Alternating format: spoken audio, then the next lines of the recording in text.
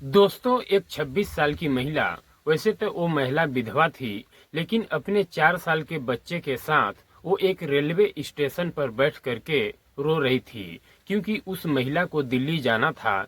लेकिन ट्रेन में बहुत ज़्यादा भीड़ होने के कारण वो महिला ट्रेन में नहीं बैठ पाती है और फिर वो महिला उसी रेलवे स्टेशन पर बैठ करके रोने लगती है। दोस्तों, देखने में तो वो महिला काफी ज्यादा परेशान नजर आ रही थी। ऐसा लगता था कि उस महिला का इस दुनिया में कोई नहीं है। वो महिला दिल्ली इसलिए जा रही थी क्योंकि एक कंपनी में उस महिला का पति जो है जॉब करता था, तो उस कंपनी में उस महिला के पति का पैसा कुछ फंसा हुआ था। इसलिए वो महिला उस पैसे को लेने के लिए दिल्ली जा रही थी।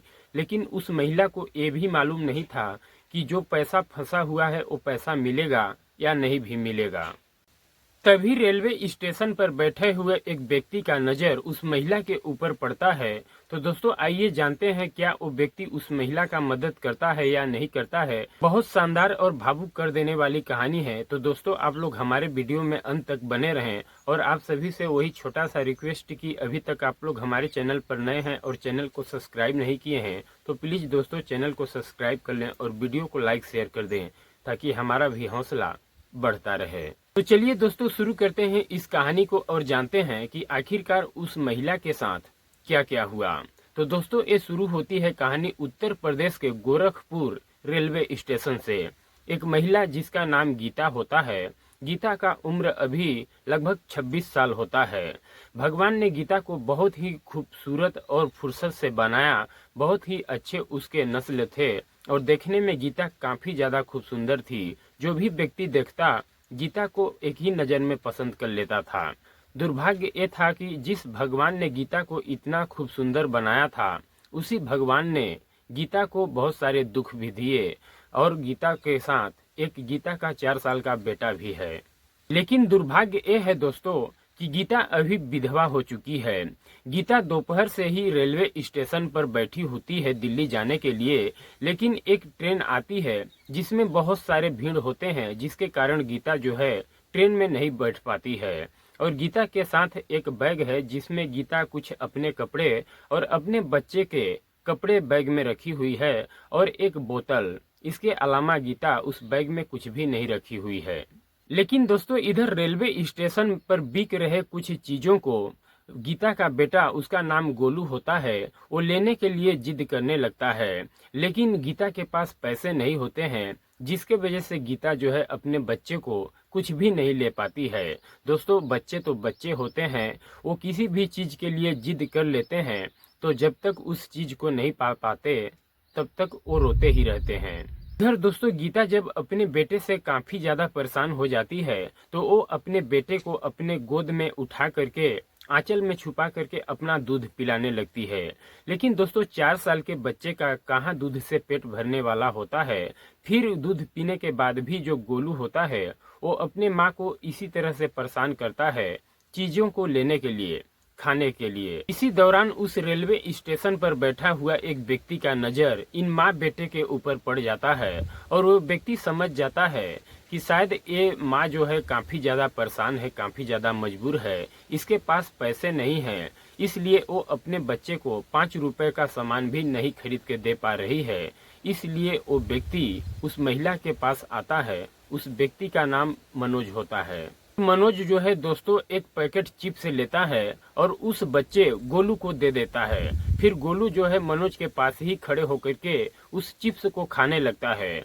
फिर उसकी माँ जो होती है गीता, वो अपने बेटे को बुलाती है कि बेटा तुम वहाँ क्या कर रहे हो, इधर आओ। फिर जो मनोज होता है वो कहता है खाने दीजिए बच्चे को, खा रहा है तो कोई बात नहीं है। फिर जब बच्चा खा लेता है तो मनोज जो होता है उस बच्चे से पूछता है कि बेटा और खाओगे, तो वो जो गोलू होता है वो हाँ में सर हिला देता है। फिर मनोज को लगता है कि शायद ये बच्चा बहुत ज्यादा भूखा है। फिर दोस्तों, मनोज जो होता है वहीं पर पास में ठेला लगा हुआ होता है और मनोज वहां जाता है तो चिप्स, कुरकुरे, बिस्किट करीब 100 रुपए का सामान एक पन्नी में पैक करा करके लाता है और उस बच्चे को दे देता है। फिर दोस्तों, गोलू जो होता है उस सामान को लेकर के हंसी खुशी अपने माँ के पास जाता है और माँ को दिखाने लगता है फिर उसकी माँ दोस्तों नाराज हो जाती है और कहती है कि इतना सारा सामान तुम क्यों ले आए, जाओ अंकल को दे के आओ। फिर दोस्तों बच्चा तो बच्चा होता है, वो नहीं जाता है। फिर उसकी माँ जो होती है दोस्तों, वो सामान को लेकर के जाती है उस मनोज के पास और कहती है कि आप भी भैया इतना सारा सामान खरीद के दे दिए। तो फिर मनोज कहता है कि कोई बात नहीं है, बच्चे तो बच्चे होते हैं, खाने दीजिए इसको। लेकिन दोस्तों इधर गीता जो होती है वो कहती है कि गोलू इतना सारा सामान कहाँ खा पाएगा। तो मनोज जो होता है वो कहता है कि कोई बात नहीं है, गोलू नहीं खा पाएगा तो आप खा लीजिएगा। फिर इधर मनोज कहता है कि आपको जाना कहाँ है, आप कब से बैठी हुई हैं प्लेटफॉर्म पर।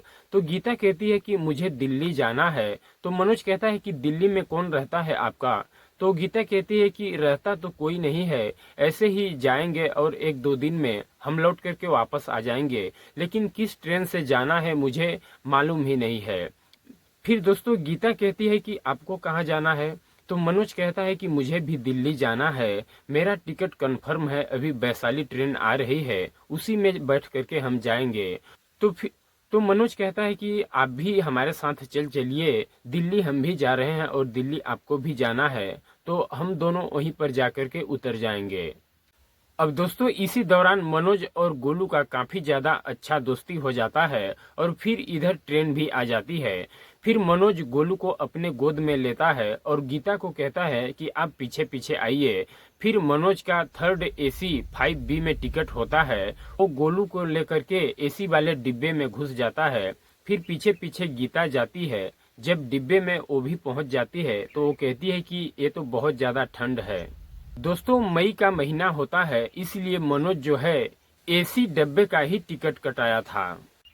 इधर गीता जो होती है वो मनोज से कहती है कि ये तो डब्बा काफी ज्यादा ठंड है। तो मनोज जो होता है गीता से कहता है कि ये एसी डब्बा है, तुमने कभी ट्रेन में सफर नहीं की है क्या। गीता कहती है मनोज से कि हम ट्रेन में आज पहली बार चढ़े हुए हैं, हमने सुना था कि ट्रेन में एसी होती है, पर आज हमने देख भी लिया कि इतना ज्यादा भी सुविधा होता है। फिर दोस्तों इधर मनोज जो होता है, जहाँ पर मनोज का सीट होता है वहाँ पर ले जाता है गीता को, क्योंकि मनोज एक ही टिकट लिया था, क्योंकि मनोज को अकेले ही जाना था। फिर जो लोग होते हैं वहाँ पर किसी तरह से गीता को भी जगह दिया जाता है, लेकिन लोग जो थे वो इन दोनों के बारे में जानने की कोशिश करते हैं, क्योंकि गीता जो थी उसका मांग देख करके लोगों को तो साफ साफ पता चल गया था कि ये विधवा है। लेकिन उन दोनों का उम्र सेम था और वो एक पति पत्नी के तरह दिख रहे थे और साथ में बच्चा भी था। इसलिए ट्रेन के उस डब्बे में बैठे हुए और लोग जानने की कोशिश करते हैं कि आखिरकार ये दोनों हैं कौन। फिर दोस्तों ट्रेन उस प्लेटफार्म से चल देती है। इधर जैसे ही 2-3 घंटे का समय बीतता है तो मनोज जो होता है वो खाने का सामान ऑर्डर करता है। खाना भी आ जाता है। मनोज और गीता और गोलू जो होता है वो तीनों लोग बैठ करके आपस में खाना खाते हैं। इधर जब सोने का समय हो जाता है रात के समय, तो लोग जो होते हैं वो गीता को उठा देते हैं अपने सीट से, क्योंकि मनोज एक ही सीट बुक किया था। फिर इधर टीटी साहब भी आ जाते हैं तो गीता से ट्रेन का टिकट मांगते हैं। तो गीता तो जनरल टिकट ली थी, क्योंकि गीता के पास पैसे नहीं थे, उसे जनरल में ही किसी भी ट्रेन में बैठ करके चले जाना था। फिर इसी बीच टीटी साहब आ जाते हैं टिकट चेक करने के लिए, तो गीता से ट्रेन का टिकट मांगते हैं। तो गीता जो है वो जनरल टिकट कटाई थी, तो जनरल टिकट टीटी साहब को दिखाती है। तो जनरल टिकट देख करके टीटी साहब जो होते हैं वो गीता के ऊपर एकदम से भड़क जाते हैं और कहते हैं कि ये टिकट लेकर के तुम एसी डिब्बे में कैसे आ गई। तो फिर दोस्तों वहां पर मनोज जो होता है वो खड़े होकर के कहता है कि आप इनके ऊपर नाराज मत होइए, इनका एक एसी डिब्बे का टिकट बना दीजिए। फिर दोस्तों इधर टीटी साहब जो होते हैं वो 1500 रुपए का चालान बना देते हैं और एक टिकट जो है वो गीता को थमा देते हैं। फिर मनोज कहता है कि कोई बात नहीं है। फिर टीटी साहब वहां से चले जाते हैं। तो फिर गीता का दोस्तों इधर मुंह खुला का खुला ही रह जाता है। वो मनोज से कहती है कि कितना ज्यादा ये लोग लूटते हैं। फिर मनोज कहता है कि कोई बात नहीं है, यही नियम है। फिर दोस्तों मनोज जो होता है वो गीता को अपना सीट दे देता है और कहता है कि तुम यहीं पर अपने बच्चे को लेकर के लेट जाओ और तुम्हारा सीट जब अगला मिलेगा तो देखा जाएगा। इधर दोस्तों गीता जो होती है वो अपने बच्चे को लेकर के लेटी हुई होती है सीट पर, लेकिन गीता को नींद नहीं आता है। गीता अपने मन में सोचती है कि इनका सीट है, ये बैठे हुए हैं और हम लेटे हुए हैं। फिर दोस्तों गीता भी उठ करके बैठ जाती है मनोज के बगल में और फिर वो मनोज से पूछती है कि आप दिल्ली में क्या करते हैं और क्या करने के लिए जा रहे हैं। फिर दोस्तों इधर मनोज जो होता है वो कहता है कि हम दिल्ली में एक कंपनी में काम करते हैं और वहीं पर काम करने के लिए जा रहे हैं। लेकिन इधर मनोज जो होता है वो गीता से पूछता है कि तुम क्या करने के लिए जा रही हो। तो गीता कहती है कि हमारे पति एक कंपनी में जॉब कर रहे थे और उस कंपनी में उनके कुछ पैसे कटा करते थे 1000-1500, और वो कहते थे कि जब हम इस काम को छोड़ेंगे तो हमारे बहुत सारे पैसे कटे हुए हैं, वो हमें एक दिन अंत में मिलेंगे। लेकिन इधर मनोज कहता है कि फिर तुम्हारे पति कहाँ गए। फिर दोस्तों इधर गीता जो होती है मनोज के पूछने पर अपने पति के मृत्यु के बारे में बताने लगती है। गीता कहती है कि हमारे पति जो थे वो काफी ज्यादा शराब पिया करते थे और हमने उनको काफी ज्यादा मना भी किया करती थी, लेकिन वो हमारे एक भी बातों को नहीं मानते थे। वो काफी ज्यादा शराब पीते थे। एक जगह पे शादी थी तो वो शादी में जा रहे थे और बहुत ज्यादा शराब पी करके अपने बाइक से जा रहे थे। रोड में एक ट्रक खड़ी थी तो वो अपने बाइक को लेकर के उस ट्रक के अंदर घुस जाते हैं, जिसके वजह से उनकी मौत हो जाती है। तो दोस्तों इधर मनोज जो था वो कहता है कि काफी ज्यादा दुख की बात है, लेकिन गीता कहती है कि इसी वजह से हमारे पति के कुछ पैसे दिल्ली में फंसे हुए हैं, तो उसी पैसों को लेने के लिए हम जा रहे हैं। तो दोस्तों इधर मनोज कहता है कि क्या वो व्यक्ति जहां पर वो काम करते थे, जहां पैसा फंसा हुआ है, वो व्यक्ति पैसा देने के लिए बोला है। तो गीता कहती है कि 5-6 महीने पहले तक तो वो फोन हमारा उठाया करता था और हमसे कहता था कि तुम्हारे पति के पैसे मिल जाएंगे, लेकिन 2-3 महीने बीत गए, वो हमारा फोन भी नहीं उठाता है और वो ब्लैक लिस्ट में डाल दिया है, इसलिए हम उससे मिलने के लिए जा रहे हैं। तो इधर मनोज कहता है कि क्या पता वो पैसे तुम्हारे मिलेंगे या नहीं मिलेंगे, फिर भी भगवान पर छोड़ दो, क्या मालूम शायद मिल ही जाए। अब दोस्तों इधर रात भी काफी ज्यादा हो चुकी थी, तो मनोज गीता से कहता है कि तुम सो जाओ। फिर दोस्तों इधर गीता जो होती है वो अपने बच्चे को लेकर के उसी मनोज के सीट पर सो जाती है, लेकिन इधर गीता को नींद नहीं आती है। गीता देखती है मनोज के तरफ, तो मनोज को भी अब नींद आ रही थी। वो भी गाड़ी में बैठ करके उसकी भी आंख मूंदी जा रही थी। तो दोस्तों गीता कहती है मनोज से कि आप भी इसी सीट पर सो जाइए। फिर दोस्तों मनोज जो होता है वो गीता के तरफ पैर करके सो जाता है। और दोस्तों एक ही सीट पर 3 लोग जब हों तो सोने में काफी ज्यादा दिक्कत होती है। फिर गीता जो होती है मनोज के पैरों को अपने माथे से लगाती है। शायद वो ये सोचती है कि इतना भला आदमी जो हमें जानता पहचानता भी नहीं है, वो हमारा इतना ज्यादा मदद कर रहा है। फिर दोस्तों इधर रात काफी ज्यादा हो चुकी थी। गीता जो थी मनोज के पैरों को अपने छाती से लगा करके सो जाती है। इधर दोस्तों ट्रेन दिल्ली पहुंच जाती है, सुबह हो जाता है। फिर ये दोनों दिल्ली प्लेटफार्म पर उतर जाते हैं। फिर मनोज गीता से कहता है कि क्या तुम्हें जहां पर जाना है, क्या तुम वहां पर पहुंच जाओगी अकेली। फिर गीता को दोस्तों उन्होंने एक कार्ड दिया था, तो गीता कहती है कि इसी पते को हम पूछते पूछते चले जाएंगे। लेकिन इधर मनोज जो था वो कहता है कि इतना आसान भी नहीं है, दिल्ली में नोएडा की वो कंपनी थी, तो इतने बड़े शहर में तुम नोएडा में कहाँ जा पाओगी, हम तुम्हें लेकर के चलते हैं उस कंपनी में।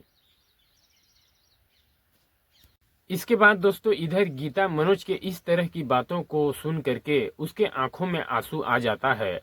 और फिर दोस्तों गीता कहती है कि कोई बात नहीं, चलिए आप हमारा इतना मदद करना चाहते हैं तो चलिए। फिर दोस्तों मनोज जो होता है वो गीता को अपने साथ लेकर के चला जाता है और साथ में जाते समय गीता कहती है कि भगवान करे हमारे पैसे यदि मिल जाएं तो आपके पैसे भी तो हमें अभी देना है। फिर इधर मनोज कहता है कि तुम बस करो, पैसे की बात यदि करोगी तो हम तुम्हारे साथ नहीं जाएंगे। फिर दोस्तों गीता कहती है कि नहीं कोई बात नहीं है। फिर मनोज गीता को लेकर के उस कंपनी के ओनर से जाकर के मिलता है। फिर ओनर से मिलने के बाद उस पेमेंट अकाउंट पर जाता है। वहां पर जाने के बाद जब सच्चाई मालूम चलता है तो गीता के पैरों तले से जमीन खिसक जाती है। दोस्तों वहाँ के मैनेजर कहते हैं कि तुम्हारे पति ने जो अकाउंट दिए थे उसमें नॉमिनी में उनके पिताजी का नाम है, इसलिए इस पैसे को हम आपको नहीं दे सकते हैं। करीब उनका पैसा 70 से 80 हजार है। तो दोस्तों इस बात को सुन करके गीता जो होती है वो काफ़ी ज़्यादा हैरान और परेशान हो जाती है। और फिर मैनेजर कहते हैं कि तुम्हारी शादी कब हुई है उनके साथ, और तुम्हारे पति कब से काम कर रहे हैं इस कंपनी में। तो गीता कहती है कि हमारे शादी के लगभग 6-7 महीने ही हुए हैं और हमारे पति लगभग 8 साल से इस कंपनी में काम कर रहे हैं। तो मैनेजर कहते हैं कि इसीलिए हम ये पैसे आपको नहीं दे सकते हैं। फिर दोस्तों जो मनोज होता है वो कहता है कि तुमने फिर दोस्तों इधर मनोज जो होता है वो कहता है कि फिर तुम अपने ससुर को ही बुला लो। तो गीता कहती है कि वो लोग कभी नहीं आएंगे, उन लोगों से हमारा बनता ही नहीं है। ससुराल में हमारे ननद जो हैं वो भी ताना मारती हैं और जेठानी सासू जो हैं वो भी ताना मारती हैं, तो वो लोग कभी आएंगे ही नहीं। गीता बताती है कि इस पैसे को निकलवाने के लिए हमने अपने घर वालों से कई बार कहा, लेकिन हमारे घर वाले किसी लोग तैयार ही नहीं होते हैं इस पैसे को निकलवाने के लिए। क्या इस पैसे को हम अकेले थोड़ी न ले लेते। इसलिए गीता कहती है कि जब वो लोग तैयार नहीं हुए तो हम अपने बच्चे को लेकर के इस पैसे को निकलवाने के लिए आ गए। और हमने अपने मन में सोचा था कि शायद ये पैसे निकल जाते तो इस पैसे को कुछ अपने बच्चे के नाम पर जमा कर देते और कुछ पैसे बचते तो इससे कोई छोटी मोटी दुकान कर लेते जिससे 2 पैसे कमाते। लेकिन यहाँ पर तो इस तरह का जवाब मिल रहा है। इधर दोस्तों मनोज जो होता है गीता के इस तरह के बातों को सुनकर के वो भी हैरान और परेशान हो जाता है कि भाई किस तरह के सास ससुर हैं। फिर मनोज कहता है कि कोई बात नहीं, तुम्हारे ससुर को हम बुलाते हैं। फिर दोस्तों गीता अपने ससुर का नंबर मनोज को देती है। फिर मनोज गीता के ससुर के पास फोन करता है और कहता है कि इस तरह से तुम्हारे बेटे ने जिस कंपनी में काम कर रखा था वहां पर उन्होंने अपने बैंक अकाउंट में नॉमिनी में आपका नाम दिया है, इसलिए उसका पैसा जो फंसा हुआ है वो आपको ही मिलेगा, तो आप आ जाइए। तो दोस्तों इधर गीता का जो ससुर होते हैं वो कहते हैं कि ठीक है हम ही को मिलेगा, तो हम 4-5 दिन बाद आते हैं। इसके बाद दोस्तों वो फोन काट देता है और गीता से कहता है कि वो 4-5 दिन बाद आएंगे, लेकिन अब आप कहाँ पर रहेंगी यहाँ पर। इधर गीता जो होती है वो कहती है कि मुझे खुद समझ नहीं आ रहा है कि मैं यहाँ पर कहाँ रहूँ और मैं घर भी कैसे जाऊँगी। मेरे पास 500 रुपये ही हम लेकर के आए थे, उसमें भी 100-150 बचे हुए हैं। अब मेरे पास घर जाने का किराया भी नहीं है। फिर दोस्तों इधर मनोज जो होता है वो कहता है कि आप ज़्यादा परेशान मत होइए, आपको कोई दिक्कत न हो तो आप हमारे रूम पर हमारे घर चलिए। फिर दोस्तों गीता जो होती है वो हाँ में जवाब दे देती है। फिर मनोज जो है गीता को अपने साथ में लेकर के जनकपुरी में चला जाता है। वहाँ पर 35 गज में उसने जमीन खरीद के 2 मंजिला बनाया हुआ था। ऊपर में एक किरायादार रहता था, नीचे में मनोज खुद रहा करता था। 1 महीने बाद मनोज गया था तो दरवाजा खोलता है तो पूरा धूल धक्कड़ भरा हुआ था। फिर मनोज गीता से कहता है कि तुम नहा लो। मनोज अपने घर का मोटर चला देता है और मनोज साफ सफाई करने लगता है। फिर गीता जो होती है वो मनोज के हाथ से झाड़ू छुड़ा लेती है और कहती है कि हम साफ सफाई कर देते हैं, आप जा कर के नहा लो। फिलहाल दोस्तों दोनों के बीच में खींचातानी होने लगती है घर को साफ सफाई करने को लेकर के। फिर मनोज जो होता है आखिरकार वो नहाने के लिए चला जाता है और गीता जो होती है वो घर की साफ सफाई करने लगती है। फिर दोस्तों दोनों बारी बारी से नहा लेते हैं। फिर मनोज जो होता है वो नाश्ता भी मंगाता है और घर में बैठ करके सभी लोग नाश्ता करते हैं। और इधर गोलू जो होता है वो अपने मतलब की चीजें घर में ढूंढने लगता है, क्योंकि वो शहर में जाकर के काफी ज्यादा खुश था। फिर दोस्तों इधर देखते ही देखते रात हो जाती है और रात में मनोज के घर में एक ही चारपाई थी, तो अब ये सोने वाले 3 थे। तो मनोज जो होता है वो गोलू को लेकर के चारपाई पर सो जाता है और गीता जो थी वो एक चटाई थी तो वो नीचे चटाई बिछा करके सो जाती है। दोस्तों इधर जैसे ही 12 बजता है रात का समय, तो मैनेजर जो था वो गीता के नंबर पर फोन करता है और कहता है कि कैसी हो, कहाँ हो। तो इधर गीता जो थी वो कहती है कि मैं ठीक ही हूँ। तो मैनेजर कहता है कि तुम्हारे पैसे तो हम नहीं दिलवा सकते हैं, लेकिन मैं कुछ ऐसा कर सकता हूँ जिससे कि तुम उससे भी ज़्यादा पैसे कमा सकती हो। दोस्तों, गीता कहती है मैनेजर से कि मैं कैसे पैसे कमा सकती हूँ। तो जो मैनेजर होता है वो कहता है कि मैं तुम्हारा किसी भी कंपनी में जॉब ऑफिस में लगवा दूंगा, वहां से तुम अच्छे खासे पैसे कमा लोगी। तो दोस्तों, गीता कहती है कि मैं तो पढ़ी लिखी हूँ नहीं, तो मैं कैसे काम कर लूंगी। तो मैनेजर कहता है कि तुम इतनी खूब सुंदर हो, इतनी अच्छी हो, तुम्हें तो पैसे ही पैसे मिलेंगे। ये दिल्ली है, दिल वालों की है। तुम इतनी खूब सुंदर हो कि तुम्हें पैसों की कभी कमी नहीं होगी। तुम जब हमारे सामने रो रही थी तो मुझे बहुत ही बुरा लग रहा था। मुझे ऐसा लग रहा था कि मैं भी तुम्हारे गले मिल करके रोऊं। मुझे बिल्कुल ही अच्छा नहीं लग रहा था। इधर दोस्तों, गीता कहती है कि उन पैसों की मुझे बहुत ज़्यादा ज़रूरत थी। वो पैसे हमारे मिल जाते तो बहुत सारे काम हमारे हो जाते।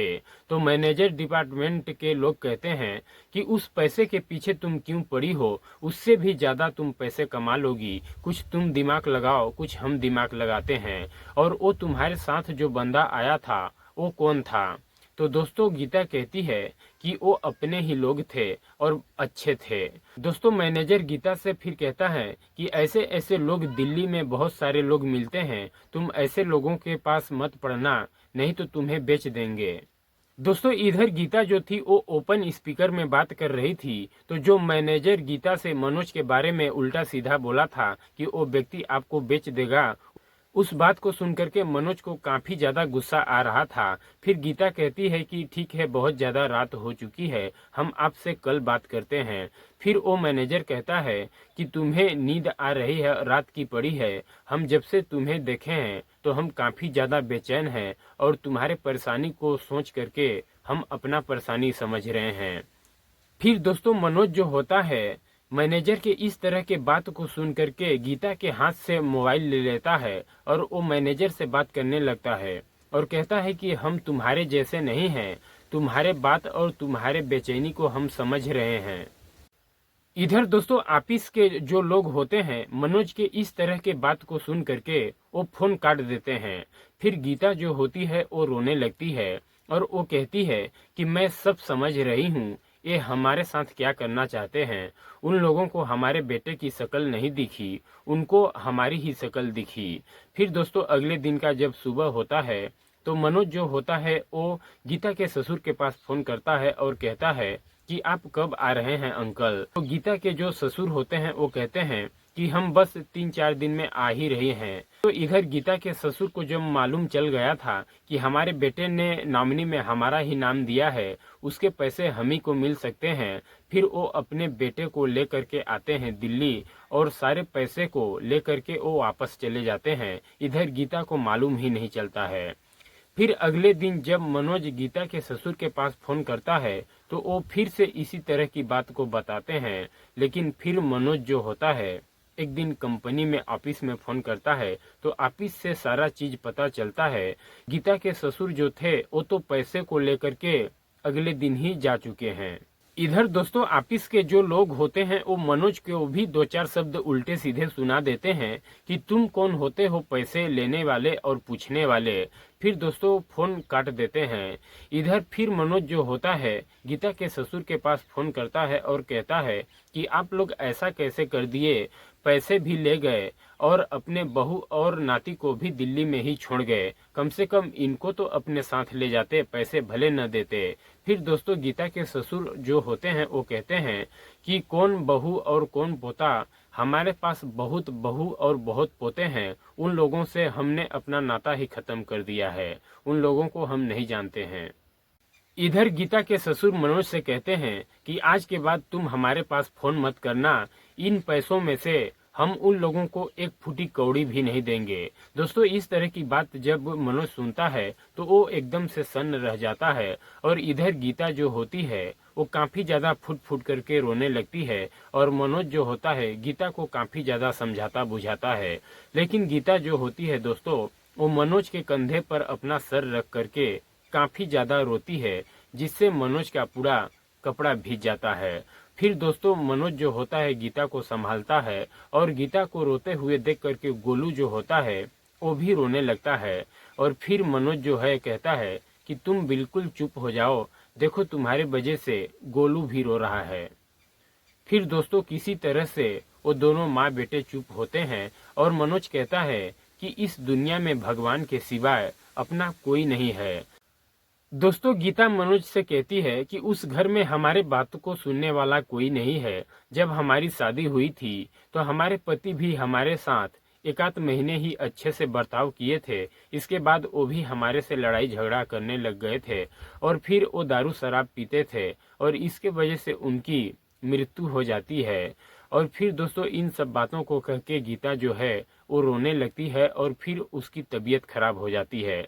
फिर मनोज जो होता है पास से ही दवा लाता है और कुछ गर्म तेल करके उसके माथे पर रखता है, जिसके वजह से उसकी कुछ कुछ हालत ठीक होती है। फिर मनोज कहता है कि इस संसार में कोई अपना नहीं है, चलो हम तुम्हें तुम्हारे घर तक पहुंचाएंगे। अब दोस्तों इधर 15 से 20 दिन का समय गुजर जाता है। गीता और गोलू को पता रता लगाने वाला कोई नहीं होता है। उसके परिवार के तरफ से कोई भी उनको ढूंढने नहीं आता है। फिर दोस्तों इधर धीरे धीरे समय और गुजरता है। मनोज जो होता है वो अपने ड्यूटी आया जाया करता था और ऊपर में जो उसके मकान में किराएदार रहा करते थे उन लोगों से कह करके जाता था कि नीचे आकर के इन लोगों को भी थोड़ा सा देख लिया करिए और इनको भी देखते रहिए। इधर दोस्तों गीता जो होती है वो मनोज को टिफिन बना करके देती थी और मनोज जब ड्यूटी करके आता तो मनोज को देख करके गीता काफ़ी ज़्यादा खुश हो जाती थी और मनोज को पानी भी दिया करती थी और कभी कभी उसके सर पर तेल वगैरह भी रख दिया करती थी। दोस्तों इसी तरह से धीरे धीरे 1 महीने का समय गुजर जाता है। गीता न तो जाने के लिए कहती है और न तो गीता को कोई लेने आता है। दोस्तों ये दोनों एक पति और पत्नी के तरह ही रहा करते थे। फर्क इतना था कि दोनों अलग अलग सोया करते थे। दोस्तों इधर 1 महीने का समय जैसे ही बीतता है कि रात के समय में खाना वाना खाने के बाद जब मनोज अपने चारपाई पर सो रहा होता है तो गीता जो होती है वो जा करके मनोज के चारपाई पर बैठ जाती है और कहती है कि क्या बात है, आप हमें घर नहीं भेजोगे क्या? तो मनोज कहता है कि क्या बात है, अब आप लोगों को यहाँ रहना अच्छा नहीं लग रहा है? तो फिर दोस्तों गीता कहती है कि हमें तो अच्छा लगे या न लगे, लेकिन जब आपसे जुदा होगा गोलू तो गोलू को बिल्कुल ही अच्छा नहीं लगेगा। वो आपसे बहुत ज़्यादा प्रेम और दोस्ती कर चुका है, वो आपके बगैर नहीं रह पाएगा। तो फिर दोस्तों जो मनोज होता है वो कहता है कि क्या आप रह पाएंगी? तो दोस्तों गीता जो होती है उसके आंखें भर आते हैं और गीता रोने लगती है और फिर मनोज कहता है कि क्या आप दोनों चले जाएंगे तो हम भी तो आप लोगों के बगैर नहीं रह पाएंगे। इधर दोस्तों गीता जो होती है उसके गाल लाल हो गए थे और होंठ लबलबा रहे थे और उसके हाथ पैर कांप रहे थे और रोते हुए नम आंखों से वो मनोज से कहती है कि मैं यहाँ से चली जाऊंगी तो मैं जिंदा रहूंगी या मर जाऊंगी ये मुझे नहीं मालूम है। फिर दोस्तों वो गीता रोते हुए कहती है कि मैं आपको पसंद करने लग गई हूँ और मैं आपको चाहती हूँ। फिर दोस्तों मनोज जो होता है वो भी रोने लगता है और कहता है कि काश ये बात तुमने पहले कही होती, मैंने तो तुम्हें पहले दिन से ही पसंद कर रखा है। फिर दोस्तों मनोज जो होता है वो गीता को अपने सीने से लगा लेता है और फिर दोनों काफ़ी ज़्यादा फुट फुट करके रोने लगते हैं। फिर कुछ देर में दोनों अपने आप को संभालते हैं और फिर मनोज जो होता है, मनोज के माता पिता जो होते हैं मनोज के लिए कहीं रिश्ता देख रखा था। फिर मनोज अगले दिन अपने माँ बाप से फ़ोन करता है और कहता है कि वो एक लड़की को पसंद कर रखा है और उसके एक बच्चे भी है, उनके साथ वो रह रहा है, लेकिन वो पहले से अपने माँ बाप को नहीं बताया था। फिर मनोज के माता पिता इन चीज़ों को सुनते हैं तो वो भी काफ़ी ज़्यादा खुश हो जाते हैं। इधर मनोज जो होता है दोस्तों वो लगभग 40 से 45 हज़ार सैलरी थी उसकी, अच्छा खासा पैसे कमाता था। दोस्तों इसके बाद अगले दिन मनोज जो होता है वो गीता को अपने साथ में पास के ही एक मंदिर में जाता है और भगवान को साक्षी मान करके वो गीता के मांग में सिंदूर डाल देता है। फिर दोस्तों गीता को मनोज साथ में लेकर के अपने घर आता है और फिर वो दोनों पति पत्नी के तरह रहने लगते हैं और उन दोनों के बीच में रिश्ते बनते हैं। फिर दोस्तों गीता को चटाई पर सोने की ज़रूरत नहीं पड़ती है, वो दोनों पति पत्नी के तरह ही रहा करते हैं। दोस्तों मनोज न होता तो गीता का न जाने क्या होता, भगवान ही जाने। तो दोस्तों ये रही इन दोनों की कहानी। आप लोगों को कैसी लगी आप लोग कमेंट बॉक्स में जरूर राय दीजिएगा। अच्छी लगी हो तो चैनल को सब्सक्राइब और वीडियो को लाइक शेयर कर देना। दोस्तों मिलते हैं अगले दिन एक और सच्ची कहानी सच्ची वीडियो के साथ। तब तक के लिए जय हिंद जय भारत।